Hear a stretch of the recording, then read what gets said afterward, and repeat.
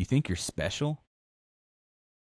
You think you're special. You probably believe that somewhere deep inside, there's something fundamentally unique about the way you see the world, the way you think, the way you feel. But what if that feeling of uniqueness is itself universal? What if the sense that you are one of a kind is the most ordinary thing about you? Consider this. Right now, millions of people are feeling exactly what you're feeling, not metaphorically. Literally, the same neurochemical cascade is firing in their brains. The same thoughts are occurring to them. The same small worries are nagging at the back of their minds, and yet each of them is absolutely convinced they are alone in their experience.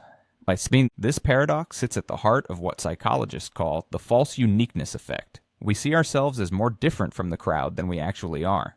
We overestimate how unusual our problems are, how creative our solutions are, how rare our talents truly are. And here's the strange part. Almost everyone does this. The very thing that makes us convinced we're unique is something we all share. The brain does this for a reason. Your mind is a prediction machine, constantly working to find patterns that help you survive and to navigate the world.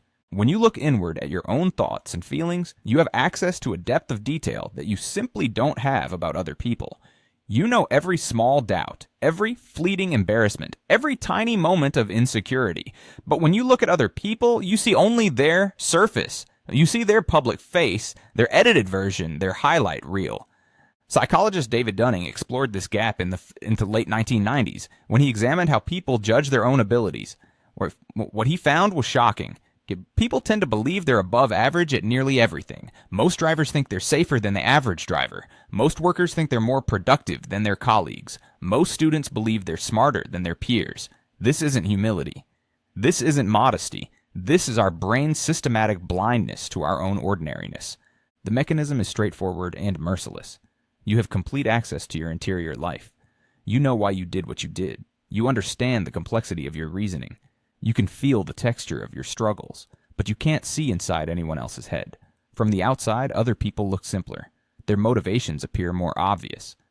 Their problems seem less layered. So naturally, you assume you must be more complex than they are. But here's where it gets interesting. Neuroscientist James Fallon discovered something unexpected when he was studying brain scans of violent psychopaths. He examined their neural patterns, looking for the telltale signs of antisocial personality. Then he looked at his own brain scan out of curiosity. His brain looked just like theirs. It had the same patterns, the same structural anomalies that are supposedly the fingerprint of a dangerous mind. Yet Fallon is not a psychopath. So what's the difference? The answer is more humbling than any of us would like. There's almost no difference. The circuitry of your brain is built from the same template as everyone else's. Your neurotransmitters are the same. Your brain structure follows the same basic architecture. You are, at the level of actual biology, almost identical to the person sitting next to you. The variations between human brains are smaller than the variations within a single fruit fly species. This is where your uniqueness starts to crack. We think our emotions are singular. Our loves seem irreplaceable. Our griefs feel incomparable. And yet every emotion you experience, someone else has experienced it in nearly identical form. Not similar, identical. The same fear, the same joy, the same longing, the same shame, the same rage. Your brain generates these feelings using the same machinery that has been generating them for 300,000 years of human evolution. Anthropologist Margaret Mead spent years living with the Samoan people, documenting their culture and understanding how their minds worked. What she found challenged everything Western psychology assumed about human nature. The things we thought were universal human experiences turned out to be cultural.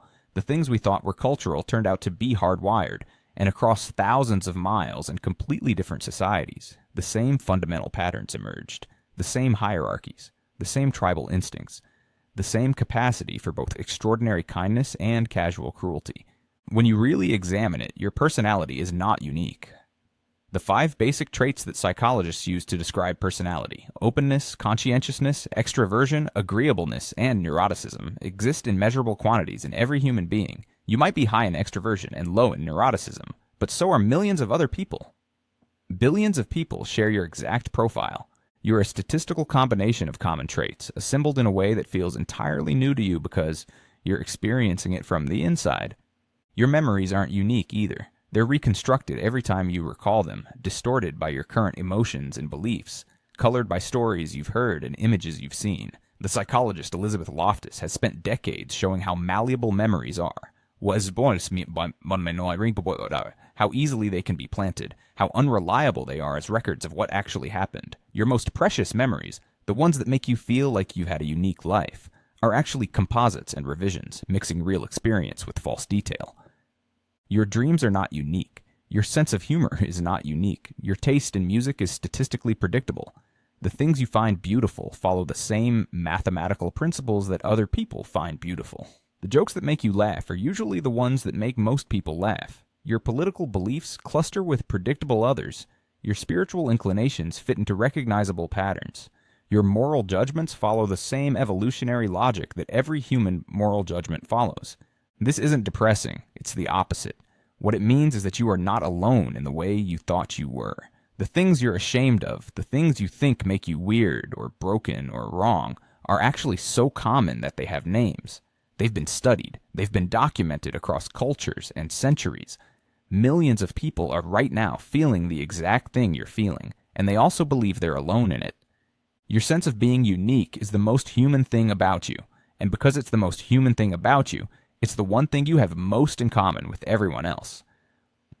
The paradox resolves itself. You are unique in exactly the same way that everyone is unique. You are special because your particular combination of common traits and universal experiences has never been assembled quite this way before.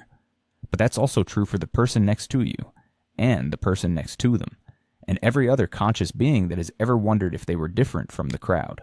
What you're not, though, is alone in that wondering, and maybe that's the only uniqueness that actually matters.